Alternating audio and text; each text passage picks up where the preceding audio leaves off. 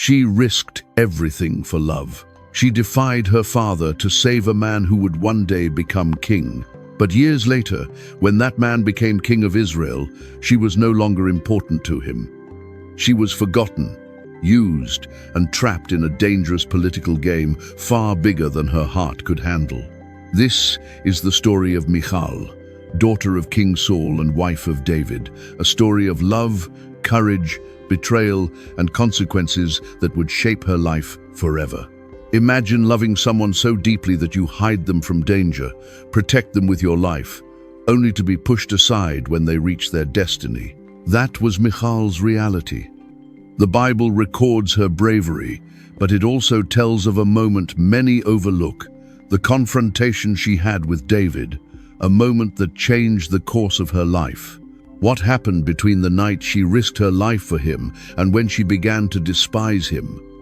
And what was the consequence recorded in Scripture, a consequence that marked the rest of her days? Stay with me, because this story is more than history. It teaches lessons about love, sacrifice, betrayal, and the wounds that linger when our sacrifices go unseen. Michal's story reminds us that the choices we make, the love we give, and the risks we take can have far-reaching effects, not just on us, but on everyone whose lives are tied to ours. This is the story of a wife who loved deeply and paid a very high price. And as we explore her life, you'll discover lessons that still speak to our hearts today. Michal's story begins in the dramatic world of 1 Samuel, a story of courage, love, and heartbreak. It all starts when David, the young shepherd, defeats Goliath. Overnight, he becomes a national hero, celebrated across Israel. Women sing in the streets, Saul has slain his thousands, but David his tens of thousands. In the midst of this, something extraordinary happens.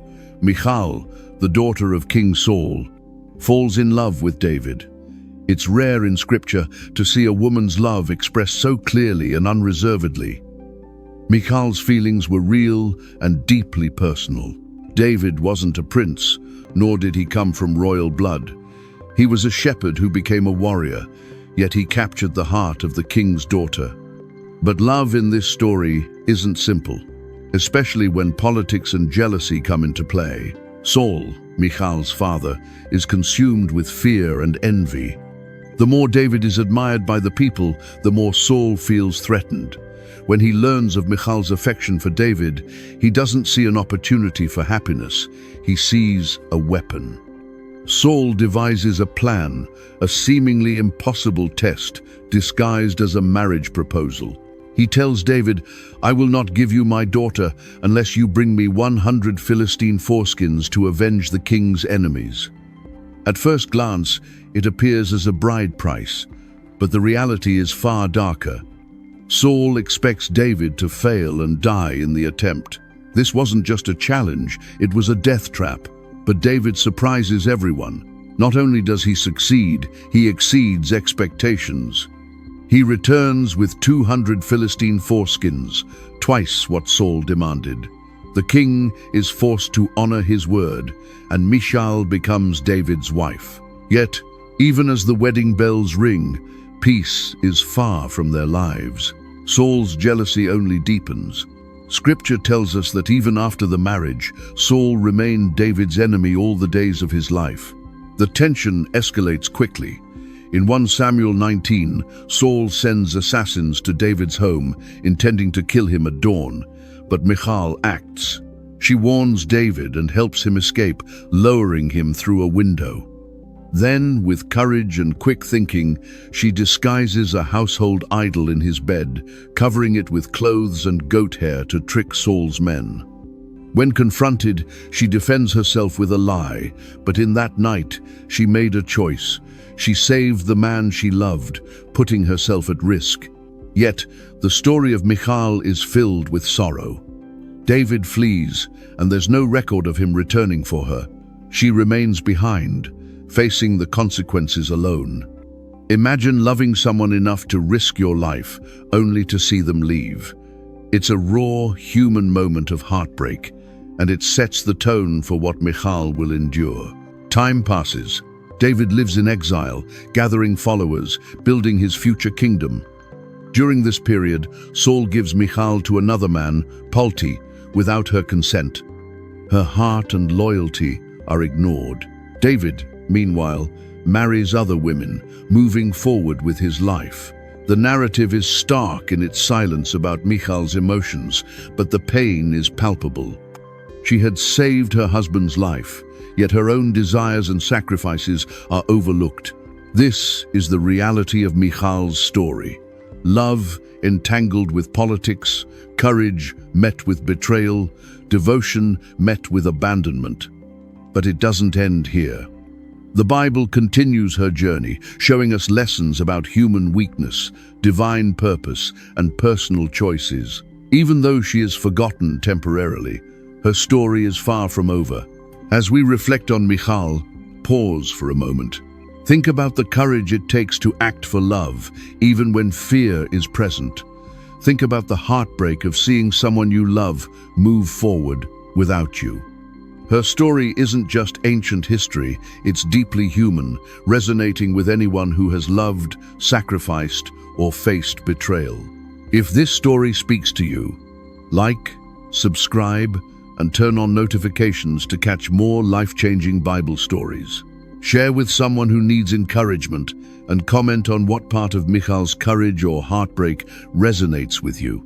And now, stay with me, because the next part of Michal's story brings twists no one could have anticipated.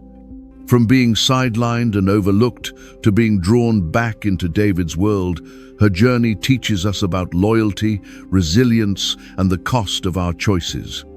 The story isn't just about love, it's about integrity, faith, and the consequences of allowing personal pain to shape our decisions.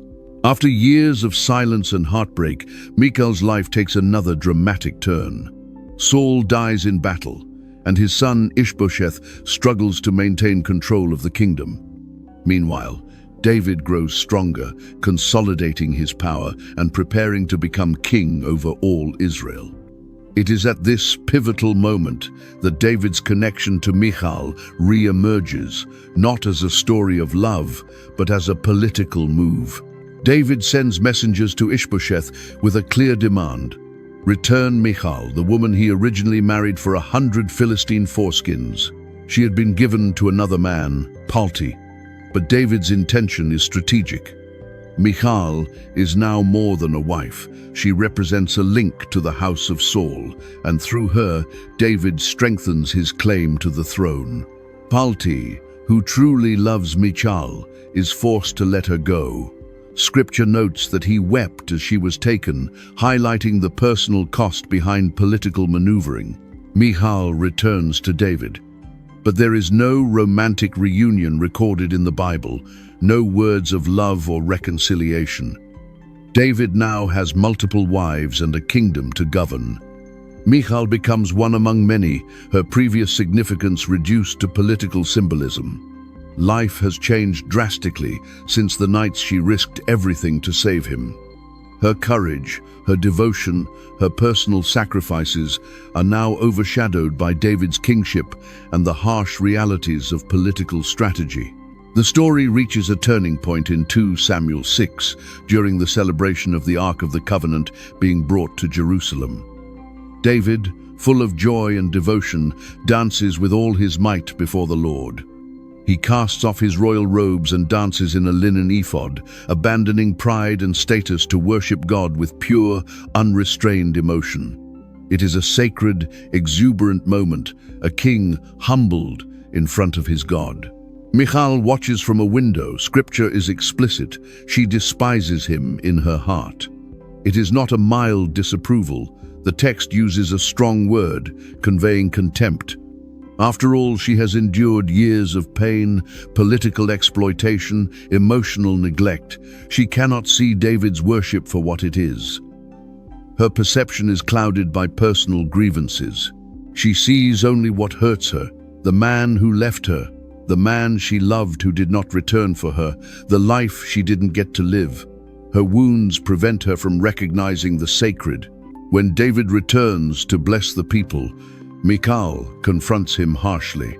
She accuses him of shamelessness, implying that his public display is unbecoming of a king. But David's response is profound. He declares that his actions are before the Lord, and he will humble himself further if necessary to honor God. He is unconcerned with human approval or criticism, even from the one he once loved.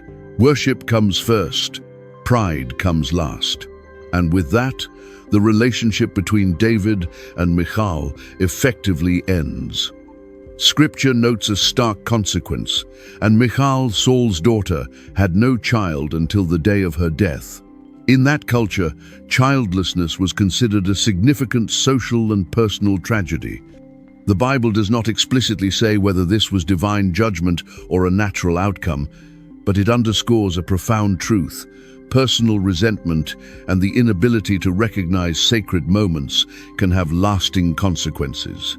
Michal's life is a portrait of human complexity. She was courageous, loyal, and loving, yet life's circumstances, abandonment, political manipulation, and unmet expectations shaped her heart. She became a cautionary figure, showing us the cost of allowing personal wounds to dictate our perspective on faith, worship, and divine purpose. David, on the other hand, demonstrates resilience, humility, and prioritization of spiritual devotion above personal grievances. He dances openly, risking ridicule, misunderstanding, and criticism, all for the sake of God.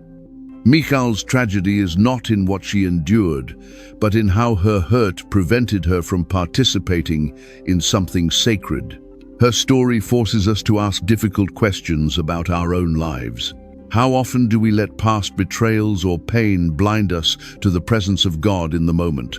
How often do we allow hurt feelings to prevent us from celebrating or recognizing the good in others?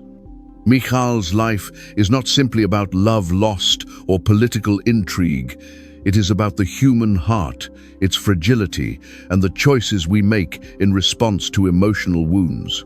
Even today, thousands of years later, Michal's name appears in Scripture not as a heroine, not as a villain, but as a deeply human example. Her story reminds us that courage and love are not always rewarded in the ways we expect. Sacrifice and loyalty do not always guarantee happiness.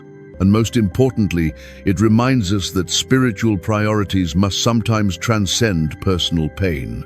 If this story resonates with you, here is your action step. Reflect on how you respond to your own wounds. Are they guiding you toward bitterness, or are they shaping resilience, humility, and devotion?